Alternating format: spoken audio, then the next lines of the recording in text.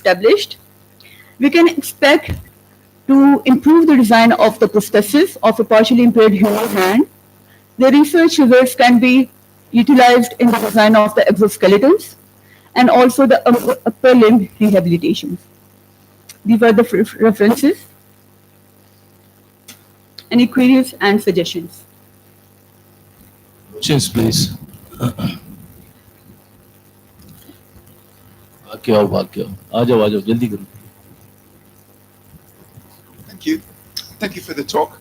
Thank you. You go to some trouble to do dynamic modeling with bond graphs. Yes, sir. Yet your actuator is a stepper motor with a lead screw. Yes, sir. It's effectively a velocity source. Yes, The sir. forces are incidental.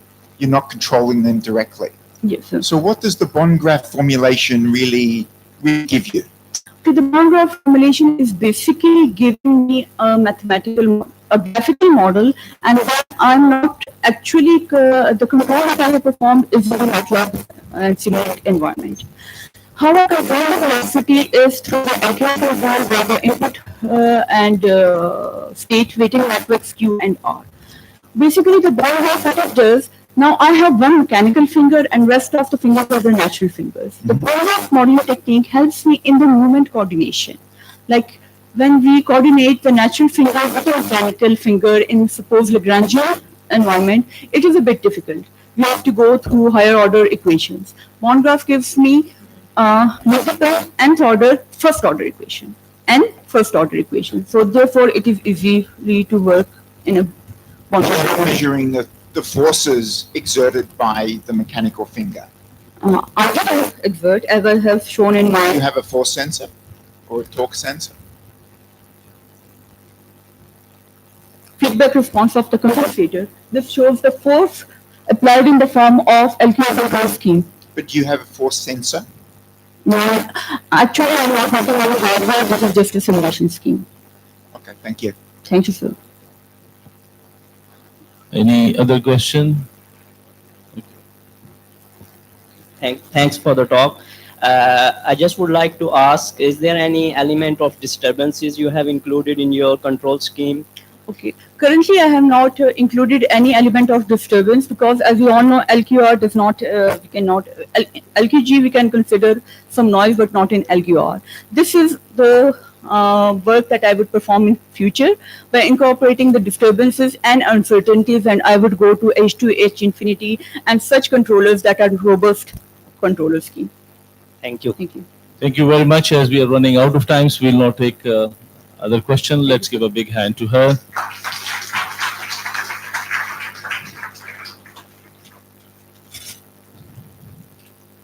Ladies and gentlemen, the third and the last paper of the session is investigating series parallel actuation arrangements in a bio-inspired biped robot. And this paper will be presented by Mr. Junaid Ahmed.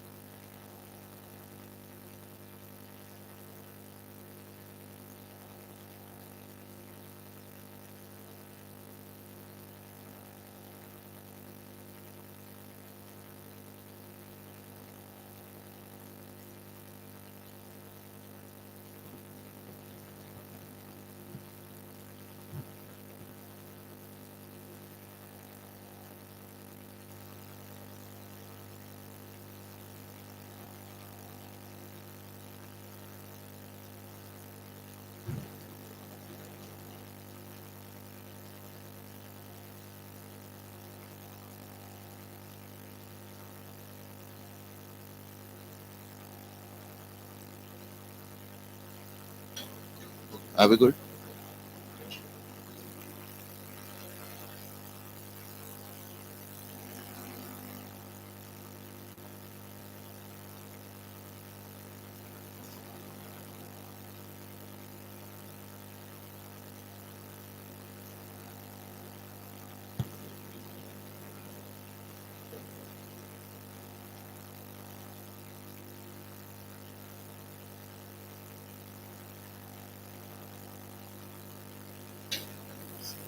Bismillahirrahmanirrahim.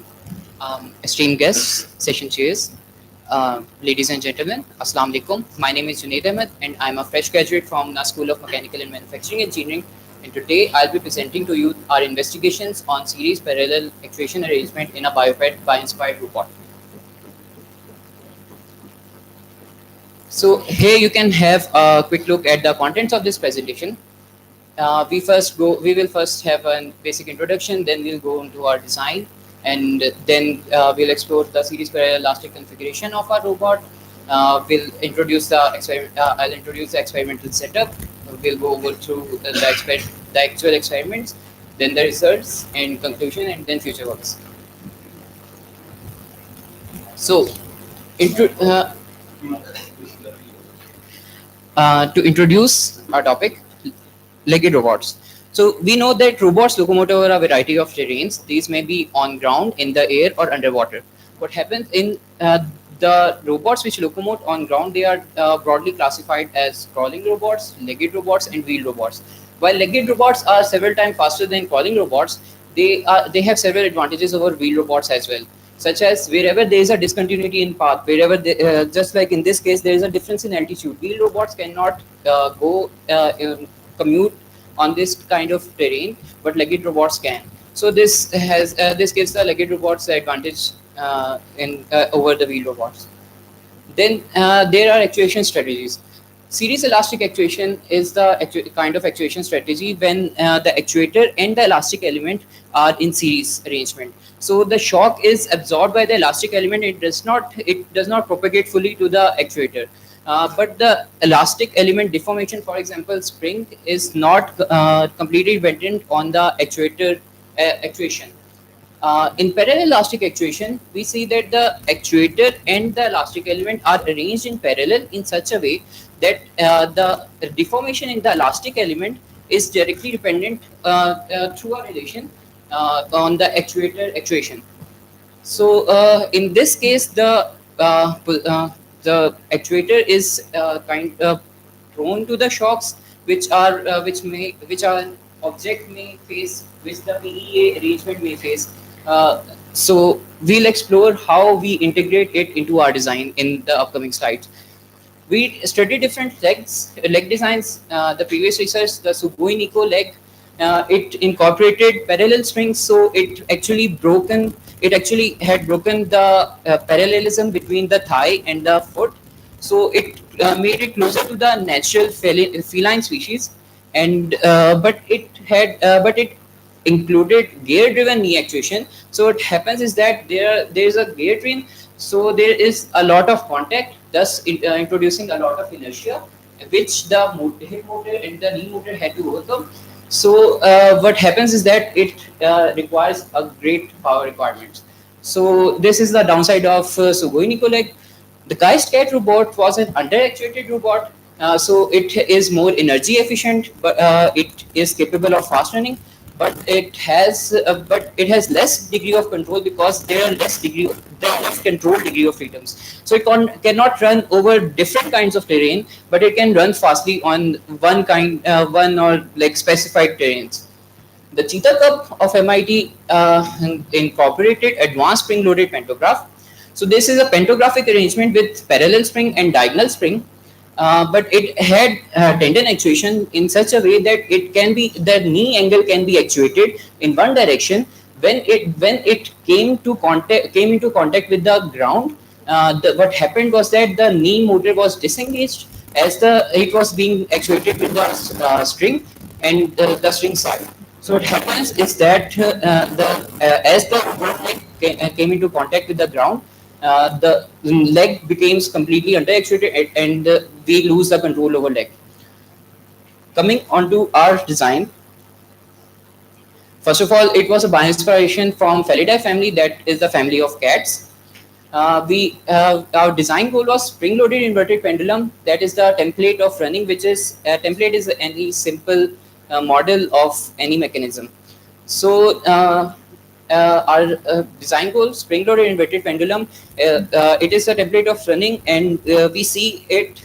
We can visualize it in ourselves. There's a concentrated mass that is on torso. There's a relatively massless legs for easy rotation about the hip axis, and there are elastic elements. In our case, muscles, and in our robot's case, springs. So our design goal was to reach spring-loaded inverted pendulum template. We designed a 3-segmented leg. It had thigh, shank, and foot. And we had to approach slip model. We had to reduce the leg moment of inertia. We did so by reducing the mass, by introducing slots, which you can see in the configuration. By introducing slots, by using lighter material, aluminum. We used aluminum 6061T6 material. And most important of all, we did qualitative optimization of motor placement. So in the first model that we designed, it was direct drive configuration. So what happened was that there was a great amount of relatively large mass distal to the hip motor. So when the hip motor had to move the leg, rotate the leg about the hip angle, it had to apply more torque. The power requirements increased.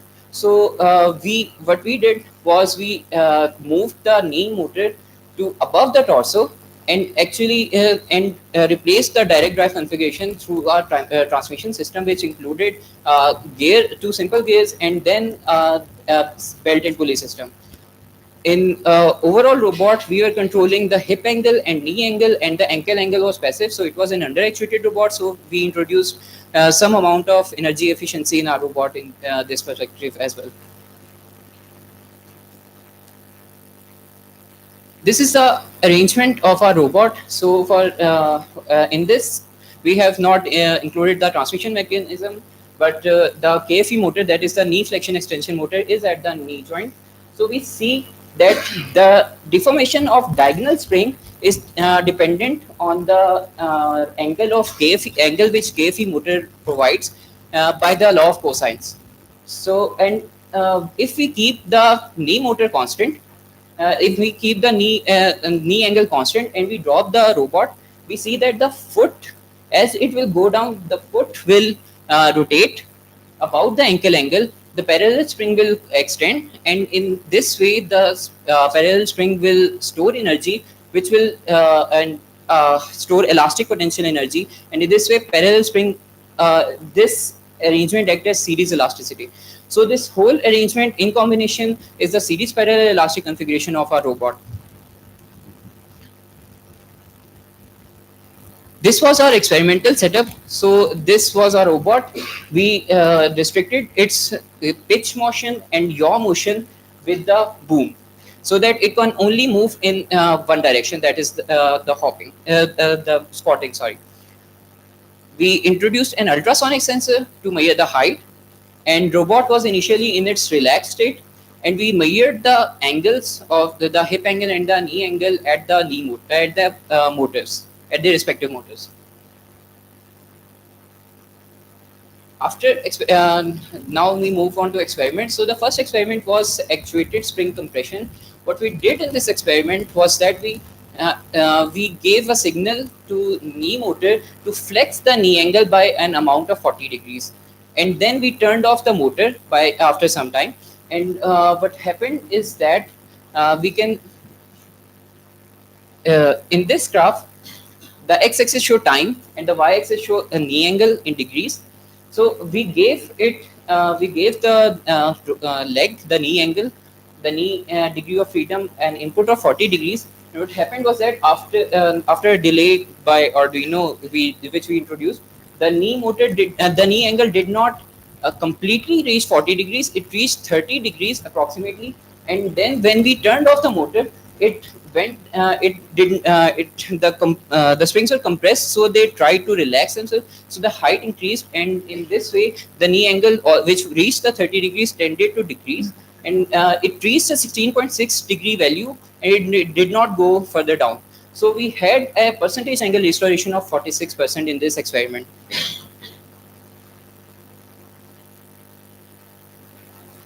In case, and then in the same experiment, we before actuating the knee angle, we saw that we measured the mean height before actuation. So that was approximately around 324 millimeters. And after knee actuation, what we noticed was the robot reached its minimum height, that was 298 millimeter, and after turning off the motor, the springs tended to relax themselves, so the height increased, as I also mentioned in the previous slide, and the mean height after turning off the motor was 317.38 millimeters. So there was approximately 72% height restoration of after turning off the motor. Then we proceed to experiment 2, in which we did low frequency spotting. What we did was we provided the knee actuator with a cosine trajectory, cosine input of peak to peak magnitude of 40 degrees. And we increased the frequency from 0.1 hertz, 0.2, 0.3, 0.4 up to 0.5 hertz. In this slide, I've shown the response at 0.1 hertz, 0.2, 0.3, and 0.5 hertz. So as you can see, the red, if it is visible to you, the greatest signal, that is the red signal, is the input that has a peak to peak magnitude of 40 degrees, that is constant in all these graphs, but the frequency is changing from 0.1 hertz to 0.3 to 0.5 hertz. The knee angle response is are these curves. So both the right knee and left knee response are approximately the same, but here we can see that the amplitude, the peak to peak magnitude of the knee angle response started to decrease as we were increasing the frequency of input signal. So we tabulated our results and plotted into a graph, and we saw that when we on x-axis we did frequency, and on y-axis we put peak to peak angle and peak to peak knee angle response. So we can clearly see that there is a decrease of knee peak to peak magnitude of knee angle with an increasing frequency. So this decreasing trend was observed in this experiment. So in experiment 1, we actuated the motor knee motor to actuate to flex the knee angle by 40 degrees and then turned it off. We had 46% knee angle restoration and 72% height restoration. And in experiment 2, we had low frequency spotting, and we observed the decreasing trend of peak to peak magnitude of knee angle with an increasing frequency. One important thing to notice here is that in all these experiments, the foot remained static in its position. So what happened is that as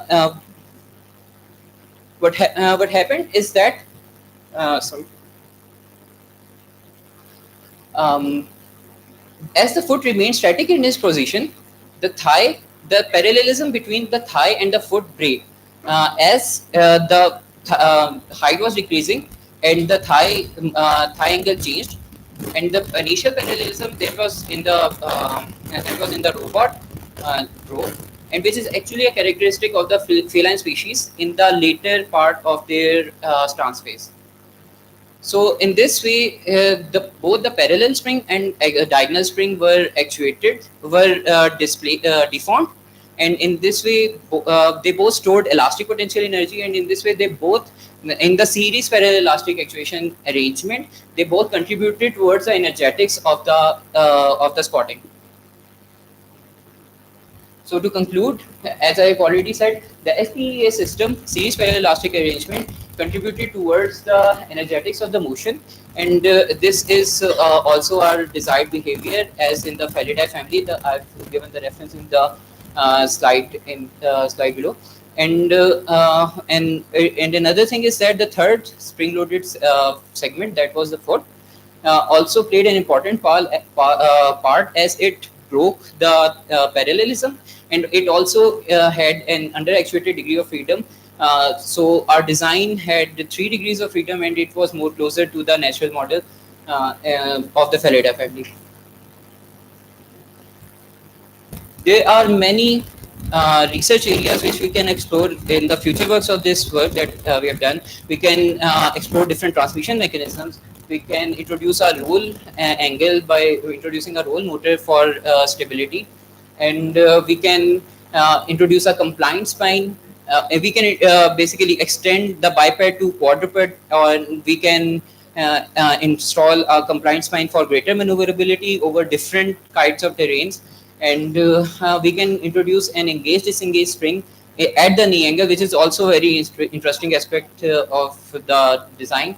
But we actually did not explore it in the experiment, so these are I've mentioned in the future. So these are the references which we have used in the paper, and thank you. Thank you very much, Junaid.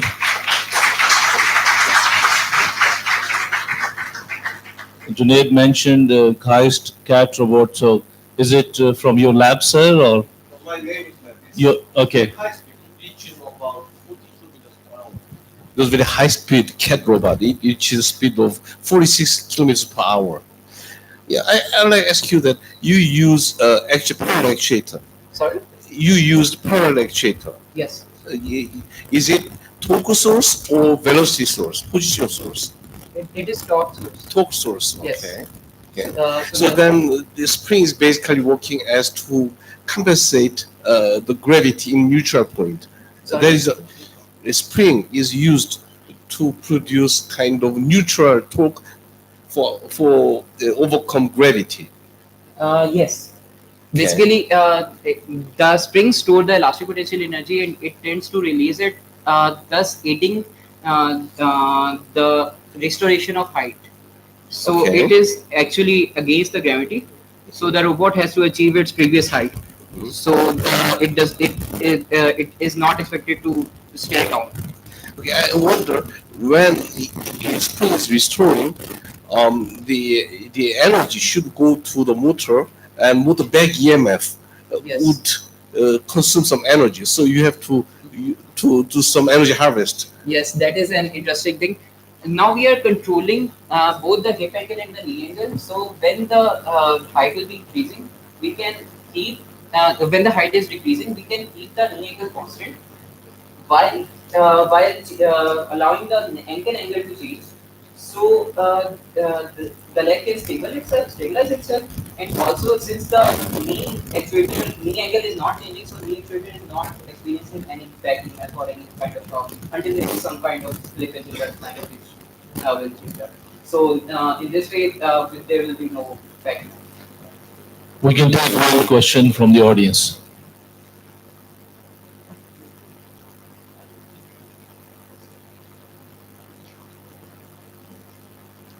Any question? Or thank you very much. Or before we proceed further, just a last one from here. We'll start with the auditorium because we have a keyboard. That's must be waiting for us. There's about this time. So please wait. I will have some announcements to do.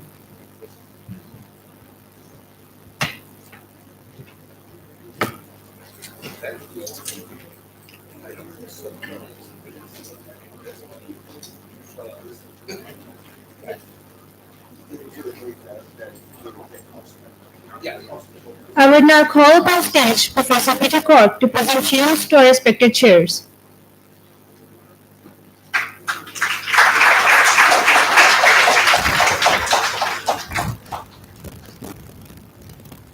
I request Professor Dr. Javed Iqbal to collect his shield.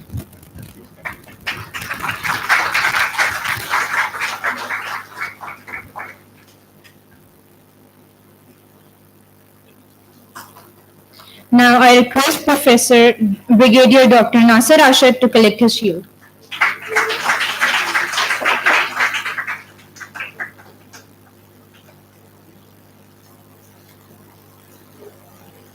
Again, I thank the audience for joining us, presenters for presenting their papers, and the chairperson for taking their time for this session. This is Nawal Fatima signing off. Thank you.